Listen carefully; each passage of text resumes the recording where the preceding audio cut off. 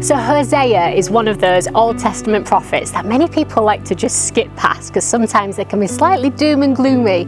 But Hosea 2 is beautiful. It's where God's talking about his love for the children of Israel, even though they've turned their backs on him again and again and again.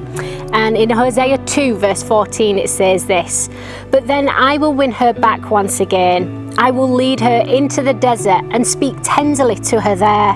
I will return her vineyards to her and transform the valley of trouble into a gateway of hope.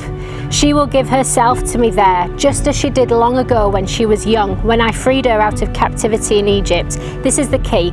"When that day comes, says the Lord, you will call me my husband instead of my master." You know, as I'm stood by this gorgeous manor house, it dates back right to the 15th century. And I think of all the families and the generations of families that have gone through this stunning house. I think about all the servants that would have been there, that the young girls that would have lit the fireplaces, or the workmen that would have done repairs on the old house, or the many cooks and servants. And they would have all known the man of the house as the master, the boss, the chief.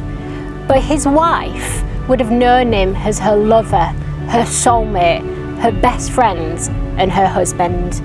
In the same way, what's our view of God? Do we have a view of him as this master? And don't get me wrong, yes, he is our master, and we are meant to obey him, to submit to his will.